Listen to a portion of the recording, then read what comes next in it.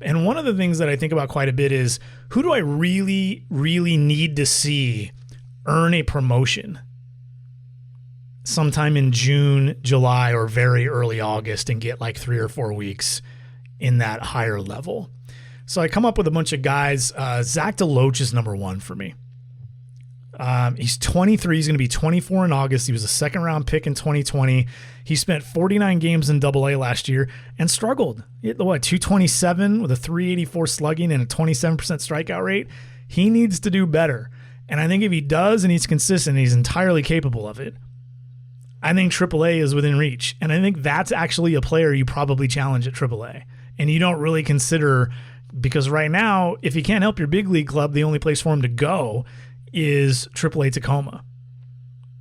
If Deloach ends the season in Arkansas, it may be a sign that his development is stagnated. That's not something I want to see or hear. If he hits for 3 months, Seattle could push him to AAA. Not the majors, but AAA. I'd really like to see Zach Deloach do that. Number 2 is Sam Carlson. To start the year, he's in Modesto, which is where he spent last year, and his stock already took a hit with all the missed time, but he's still my number 20 prospect because of the athleticism, the fact that the raw stuff is still there. He flashed it last year, including some good velocity games, but he's also 23. And if he's to have a shot to start in the majors, I really want to see him pitch well enough as he's repeating Modesto to get to Everett and compete there some. So maybe he'll be on track for 2024 in some role.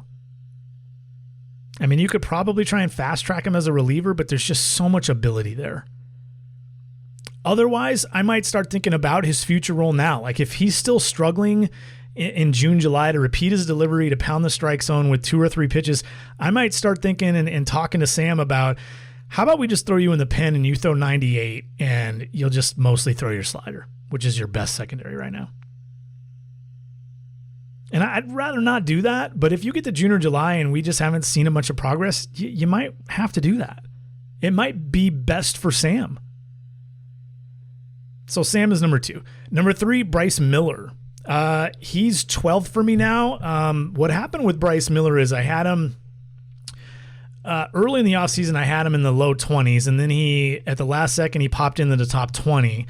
And then Keith Law wrote up Bryce Miller well, and it sent me scrambling for scouts who'd maybe seen a different outing or two of Miller's this spring, and they essentially saw the same thing. So I did move him up, although most of the move up was because I moved Feliz down, and I had to move Williamson and Phillips out, of course. So he moved up 3 spots just because of Feliz moving down and Williamson and Phillips being traded out of the system. So he's 12 for me now, but Everett was a great spot for him to go. That's the most sensible assignment for Miller. But if he's to hold on to some sort of mid-rotation projection, I want to see him pitch his way out of the Northwest League. At least get a few starts to end the season in AA. He's 23. He too is going to be 24 in August. So it's not like you have all this time to kind of maintain this projected path that makes him most valuable for himself and for the organization. There might have to be some sort of decision made between now and maybe this time next year about what role, he's most likely going to play. Hey, it's Jason Churchill. To get the full episode, as well as every other episode of the podcast, past and future, subscribe for as little as $5 per month by going to bit.ly/getthepod. That's bit.ly/getthepod, all one word. A link you can also find on my Twitter profile. Hey, thanks for checking out Baseball Things.